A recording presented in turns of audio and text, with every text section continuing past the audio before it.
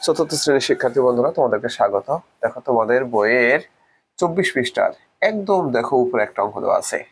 এই অঙ্কটা আমি তোমাদেরকে এখন সমাধান করে দেখাবো। বলছে, একটি শহরে 48,936 জন নারী, 49,877 জন পুরুষ ও 8,372 জন শিশু বাস করেন। ওই শহরের সর্বমোট কত জনসংখ্যা কত? ঠিক আছে, তাহলে এটার সমাধান কি? মানে এই শহরের সর্বমোট জনসংখ্যা বলতে কি বোঝায়?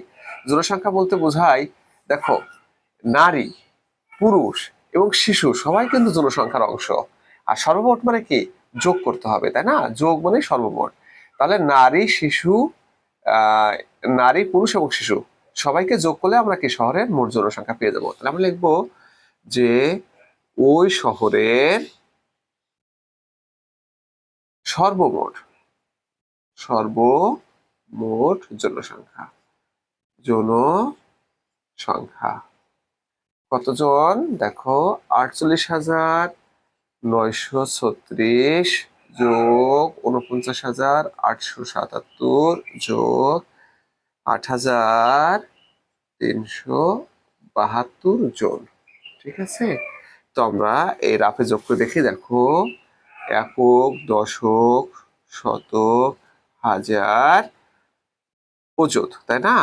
তার আমাদের কত? দেখো, 6, 3, 9, 8, 4। আমরা একটু এভাবে লিখবো, তার কখনোই ভুল হওয়ার সম্ভাবনা থাকবে না।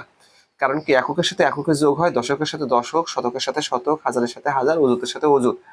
এভাবে কিন্তু যোগ হয়। এর কোন রকম এদিক সেদিক হলে কিন্তু যোগ হবে না। দেখো কত আছে? 7, 7, তারপর 8, 9, 4, তারপর কত আছে? দেখো, 2, 7, 3, 8। ওকে ফ্রেন্ডস, তো আমরা যোগ করে দেখি। 7, 7, 13, 13 আর 2 কত হয়?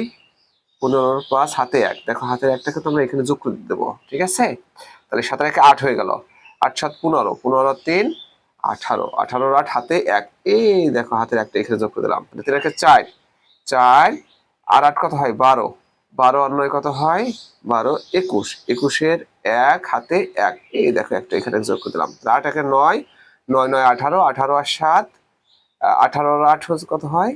18 আর 8 26, 26 6, 18 19 20 21 22 23 24 25, 26, 26 6 হাতে 2। দেখো, এই দুটো কিন্তু এখানে আমি লিখে দিলাম। ঠিক আছে, 4 2 6, 6 4 10। কতজন?